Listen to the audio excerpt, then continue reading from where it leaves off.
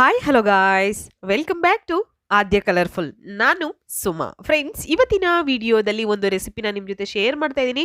ಖಂಡಿತವಾಗ್ಲೂ ಹೊಸ ರುಚಿ ಕೊಡುವ ಈ ರೆಸಿಪಿನ ತಯಾರಿಸಿ ಒಂದ್ಸಲ ತಿಂದರೆ ನೀವು ಮತ್ತೆ ಮತ್ತೆ ತಿನ್ನಬೇಕು ಅನಿಸುತ್ತೆ. ಅಷ್ಟು ಟೇಸ್ಟಿಯಾಗಿರೋಂತಹ ಒಂದು ಈಸಿಯಾಗಿರೋಂತಹ ಒಂದು ರೆಸಿಪಿನ ನಿಮ್ಮ ಜೊತೆ ಶೇರ್ ಮಾಡ್ತಾ ಇದ್ದೀನಿ. ಈ ಒಂದು ರೆಸಿಪಿ ಮಾಡೋದಕ್ಕೆ ಮೊದಲನೇದಾಗಿ ಒಂದು ಪ್ಯಾನ್ ತೊಗೊಂಡಿದ್ದೀನಿ. ಇದಕ್ಕೆ ಒಂದು 2 ಸ್ಪೂನ್ ಆಗುವಷ್ಟು ಆಯಿಲ್ನ ಹಾಕ್ಕೊಳ್ತೀನಿ. ಆಯಿಲ್ ಅಥವಾ ತುಪ್ಪ ಯಾವುದನ್ನು ಬೇಕಿದ್ರೂ ಹಾಕ್ಕೊಳ್ಬೋದು. ಸೊ ಇದಕ್ಕೆ ಸ್ವಲ್ಪ ಸಾಸಿವೆ ಹಾಕ್ಕೊಳ್ಳೋಣ ನಾವು.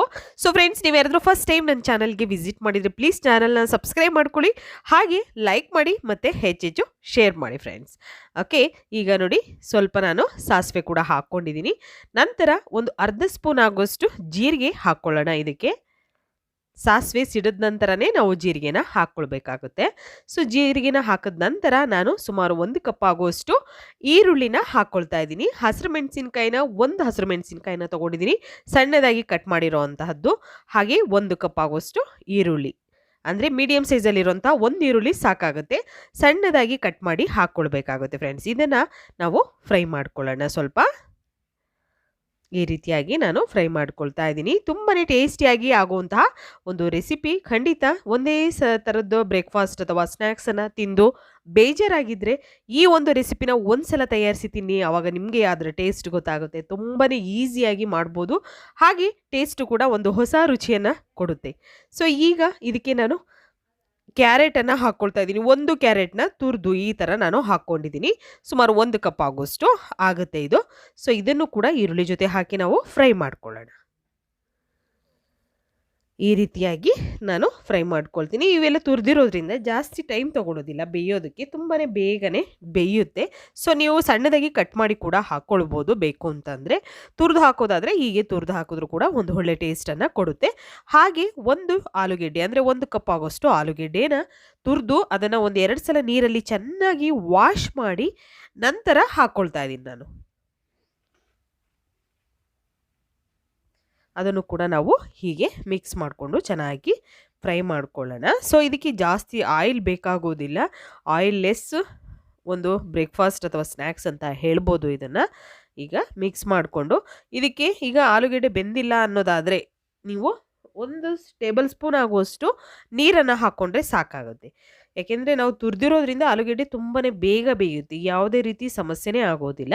ಸೊ ಹಾಗಾಗಿ ನಾನು 1 ಸ್ಪೂನ್ ಆಗುವಷ್ಟು ನೀರನ್ನು ಹಾಕ್ಕೊಂಡು ಅದನ್ನು ಬೇಯೋದಕ್ಕೆ ಬಿಡ್ತಾ ಇದ್ದೀನಿ. ಹಾಗೆ ರುಚಿಗೆ ತಕ್ಕಷ್ಟು ಉಪ್ಪನ್ನು ಹಾಕ್ಕೊಳ್ಳೋಣ.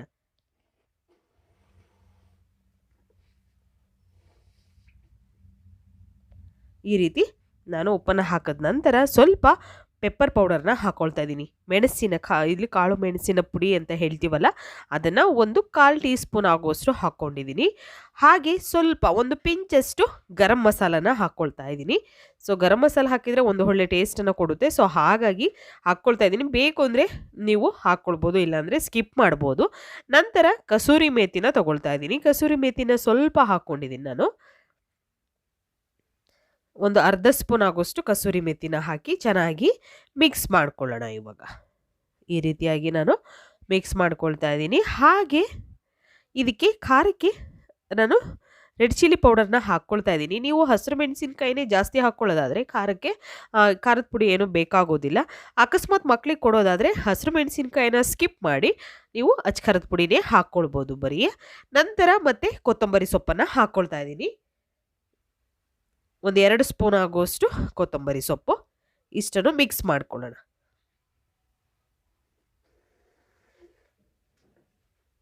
ನೋಡಿ ಈಗ ಕರೆಕ್ಟಾಗಿ ಆಗಿದೆ. ಸೊ ಇದನ್ನು ಒಂದು ಸೈಡು ತೆಗೆದಿಟ್ಕೊಳ್ಳೋಣ ನಾವು. ತುಂಬಾ ರುಚಿಯಾಗಿ ಟೇಸ್ಟಿಯಾಗಿ ಈ ಒಂದು ಬ್ರೇಕ್ಫಾಸ್ಟನ್ನು ತಯಾರಿಸ್ಬೋದು. ಸೊ ಈಗ ಒಂದು ಕಡಾಯಿ ತೊಗೊಂಡಿದ್ದೀನಿ. ಇದಕ್ಕೆ 2 ಕಪ್ ಆಗುವಷ್ಟು ನೀರನ್ನು ಹಾಕ್ಕೊಳ್ಳೋಣ.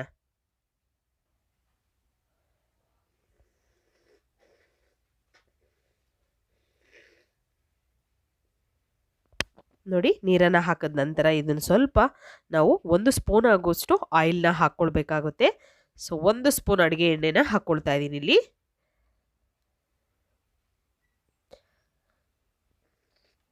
ನೀರು ಚೆನ್ನಾಗಿ ಬಾಯ್ಲ್ ಆಗಬೇಕು. ನೋಡಿ, ಈ ಥರ ಕುದಿ ಬರ್ತಾ ಇರಬೇಕು ನೀರು. ನಂತರ ಇದಕ್ಕೆ ಸ್ವಲ್ಪ ಉಪ್ಪನ್ನು ಹಾಕ್ಕೊಳ್ಳೋಣ.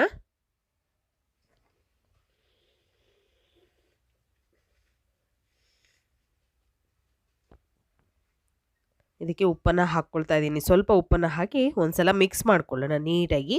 ನೀರು ಮತ್ತು ನೀವು 1 ಕಪ್ಪು ಹಿಟ್ಟನ್ನು ತೊಗೊಂಡ್ರೆ, 1 ಕಪ್ ಅಕ್ಕಿ ಹಿಟ್ಟನ್ನು ತೊಗೊಂಡ್ರೆ 2 ಕಪ್ಪು ಅಥವಾ 2.5 ಕಪ್ ನೀರನ್ನು ಹಾಕ್ಕೊಂಡ್ರೆ ಸಾಕಾಗುತ್ತೆ.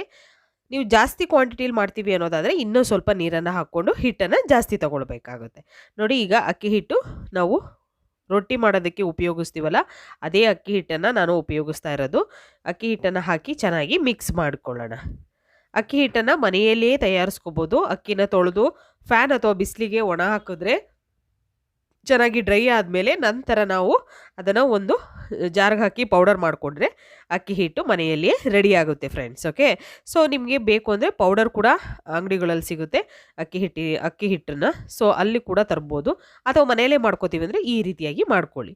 ಓಕೆ, ಈಗ ನೋಡಿ ಚೆನ್ನಾಗಿ ಮಿಕ್ಸ್ ಮಾಡ್ಕೊಂಡು ನಾನು ಇದನ್ನು ಬೇಯಿಸ್ಕೊಳ್ತಾ ಇದ್ದೀನಿ. ಸ್ಟವ್ನ ಲೋ ಫ್ಲೇಮಲ್ಲೇ ಇಟ್ಕೊಂಡು ನೀವು ಈ ಒಂದು ಅಕ್ಕಿ ಹಿಟ್ಟನ್ನು ಬೇಯಿಸ್ಕೊಳ್ಬೇಕಾಗುತ್ತೆ. ನೋಡಿ, ಈ ರೀತಿ ಬೇಯಿಸಿ ಚೆನ್ನಾಗಿ ಬೇಯಬೇಕು. ಮೇಯ್ನು ಸುಮಾರು ಒಂದು 3ರಿಂದ 4 ನಿಮಿಷ ತಗೊಳ್ಳುತ್ತೆ ಇದನ್ನು ಬೇಯಿಸ್ಕೊಳ್ಳೋದಕ್ಕೆ. ನಾವು ಈ ರೀತಿ ನಾವು ಮುಚ್ಚಳನ ಮುಚ್ಚಿ ಒಂದು 2 ನಿಮಿಷ ಹಾಗೆ ಅದನ್ನು ಬೇಯೋದಕ್ಕೆ ಬಿಡೋಣ. ಸೊ ನಂತರ ಆಫ್ ಮಾಡಿದ್ದೀನಿ ನಾನೀಗ. ಸ್ಟವ್ನ ಆಫ್ ಮಾಡಿ ಸ್ವಲ್ಪ ತಣ್ಣಗಾಗೋದಕ್ಕೆ ಬಿಟ್ಟಿದ್ದೀನಿ. ಒಂದು 2ರಿಂದ 3 ನಿಮಿಷ ತಣ್ಣಗಾಗೋದಕ್ಕೆ ಬಿಡೋಣ. ಯಾಕೆಂದರೆ ಕೈಗೆ ಸುಡುತ್ತೆ ಅಂತ ಹೇಳಿ ಅಷ್ಟೇ. ಸ್ವಲ್ಪ ಬಿಸಿ ಇದ್ದಾಗಲೇ ಮಾಡಬೇಕು ಈ ಒಂದು ರೆಸಿಪಿನ. ಸೊ ಜಾಸ್ತಿ ತಣ್ಣಗಾದ್ಮೇಲೆ ಮಾಡಿದ್ರೆ ಚೆನ್ನಾಗಿ ಬರೋದಿಲ್ಲ. ಹಾಗಾಗಿ ಸ್ವಲ್ಪ ಬಿಸಿ ಇದ್ದಾಗಲೇ ಈ ಒಂದು ಬ್ರೇಕ್ಫಾಸ್ಟನ್ನು ತಯಾರಿಸಿ. ಸೊ ಸ್ವಲ್ಪ ಹಿಟ್ಟನ್ನು ತೊಗೊಂಡಿದ್ದೀನಿ ನೋಡಿ, ಈ ರೀತಿ ಸ್ವಲ್ಪ ಹಿಟ್ಟನ್ನು ತೊಗೊಂಡ ನಂತರ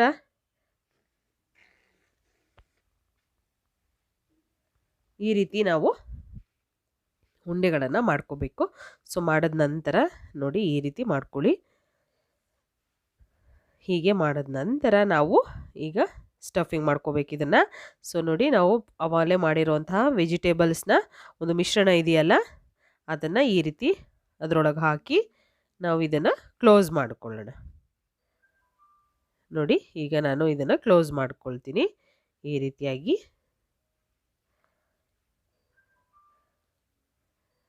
ಹೀಗೆ ಇದನ್ನು ಕ್ಲೋಸ್ ಮಾಡ್ಕೊಳ್ಳೋಣ. ಕ್ಲೋಸ್ ಮಾಡಿಬಿಟ್ಟು ಇದನ್ನು ನಾವು ರೌಂಡ್ ಮಾಡ್ಕೊಳ್ಳೋಣ. ರೌಂಡ್ ಶೇಪಲ್ಲಿ ಬರಬೇಕು. ನೋಡಿ, ಈ ರೀತಿಯಾಗಿ ನಾನು ಮಾಡ್ಕೊಳ್ತಾ ಇದ್ದೀನಿ. ಹೀಗೆ ಮಾಡಿಕೊಂಡು ಇದನ್ನು ಎಲ್ಲದನ್ನು ಕೂಡ ರೆಡಿ ಮಾಡ್ಕೋಬೇಕು. ಸೊ ನೋಡ್ಬೋದು, ಇವಾಗ ಒಳಗಡೆ ಏನು ಸ್ಟಫಿಂಗ್ ಮಾಡಿದ್ದೀವಿ ಅಂತ ಕಾಣೋದೇ ಇಲ್ಲ. ಮತ್ತು ಇದು ಖಂಡಿತವಾಗ್ಲೂ ತುಂಬಾ ಟೇಸ್ಟಿಯಾಗಿರುತ್ತೆ ಫ್ರೆಂಡ್ಸ್, ತುಂಬ ರುಚಿಯಾಗಿರುತ್ತೆ.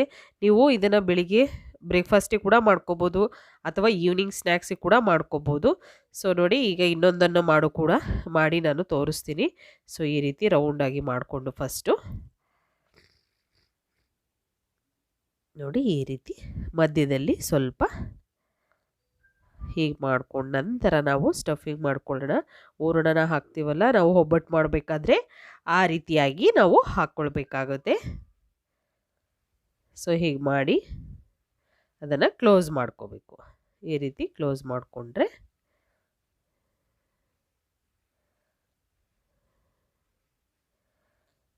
ಒಂದು ರೌಂಡ್ ಶೇಪಲ್ಲಿ ಮಾಡ್ಕೋಬೇಕಾಗುತ್ತೆ. ಇದನ್ನು ಈ ರೀತಿ ಎಲ್ಲದನ್ನು ಕೂಡ ನಾವು ರೆಡಿ ಮಾಡಿ ಇಟ್ಕೊಳ್ಳೋಣ.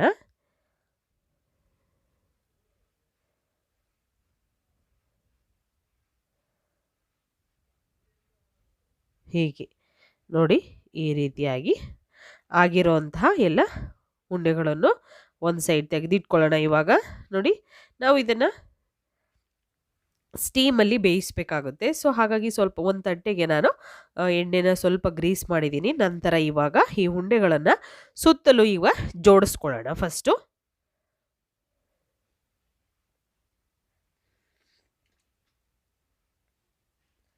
ಈ ರೀತಿ ಜೋಡಿಸಿದ ನಂತರ ನಾವು ಈಗ ಒಂದು ಪ್ಯಾನಿಗೆ ಸ್ವಲ್ಪ ನೀರನ್ನು ಹಾಕಿ ಇಟ್ಟಿದ್ದೀನಿ ಆಲ್ರೆಡಿ. ನೀರು ಸ್ವಲ್ಪ ಕಾಯಲಿ. ನಾವು ಸ್ಟವ್ನ ಆನ್ ಮಾಡಿ ಈಗ ಇಟ್ಟಿದ್ದೀವಿ. ನಂತರ ಇವಾಗ ಈ ತಟ್ಟೆನೂ ಕೂಡ ಅದರೊಳಗೆ ಇಟ್ಕೊಳ್ಳೋಣ.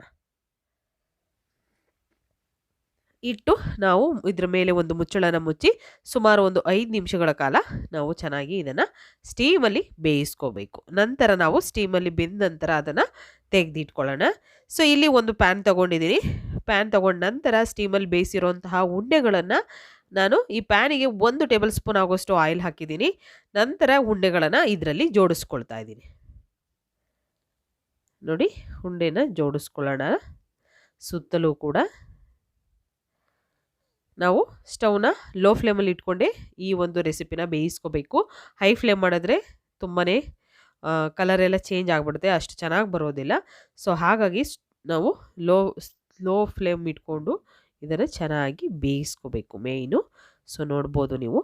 ಈಗ ಟರ್ನ್ ಮಾಡಿ 2 ಸೈಡ್ ನಾನು ಅದನ್ನು ಬೇಯಿಸ್ಕೊಳ್ತೀನಿ. ಸ್ಟೀಮಲ್ಲಾಗಲಿ ಅದು ಬೆಂದಿರುತ್ತೆ, ಏನು ತೊಂದರೆ ಇಲ್ಲ. ತುಂಬಾ ಹಾಗೆ ಕೂಡ ತಿನ್ಬೋದು ನೀವು. ಸೊ ಸ್ವಲ್ಪ ಚೇಂಜ್ ಇರಲಿ ಅಂತ ಹೇಳಿ ಹೀಗೆ ಪ್ಯಾನಲ್ಲಿ ನಾನು ಬೇಯಿಸ್ಕೊಳ್ತಾ ಇದ್ದೀನಿ. ನೋಡ್ಬೋದು ಈಗ ಕಲರ್ ಎಲ್ಲ ಚೇಂಜ್ ಆಗಿದೆ, ಎಷ್ಟು ಚೆನ್ನಾಗಿ ಕಾಣ್ತಾ ಇದೆ ಅಂತ ನೋಡಿದ್ರೇ ಗೊತ್ತಾಗ್ತಾ ಇದೆ. ತುಂಬಾ ಒಂದು ರುಚಿಯಾಗಿ ಹೊಸ ರುಚಿ ಕೊಡುವ ಈ ರೆಸಿಪಿನ ತಯಾರಿಸಿ ಒಂದ್ಸಲ ತಿಂದರೆ ಮತ್ತೆ ಮತ್ತೆ ತಿನ್ನಬೇಕು ಅನಿಸುತ್ತೆ. ಇದೊಂದು ನೀವು ಬ್ರೇಕ್ಫಾಸ್ಟ್ ರೆಸಿಪಿ, ಖಂಡಿತ ನಿಮಗೆಲ್ಲರಿಗೂ ಇಷ್ಟ ಆಗುತ್ತೆ ಅಂತ ಭಾವಿಸ್ತೀನಿ. ಒಂದ್ಸಲ ತಯಾರಿಸಿ ನೋಡಿ ಹೇಗೆ ಬಂತು ಅಂತ ತಪ್ಪದೆ ಕಾಮೆಂಟ್ ಸೆಕ್ಷನಲ್ಲಿ ತಿಳಿಸಿ. ಇವತ್ತಿನ ವಿಡಿಯೋನ ಇಲ್ಲಿಗೆ ಮುಗಿಸ್ತಾ ಇದ್ದೀನಿ. ಮತ್ತೆ ಇನ್ನೊಂದು ಹೊಸ ವಿಡಿಯೋ ಜೊತೆ ಬರ್ತೀನಿ. ಅಲ್ಲಿವರೆಗೂ take care, bye, see you.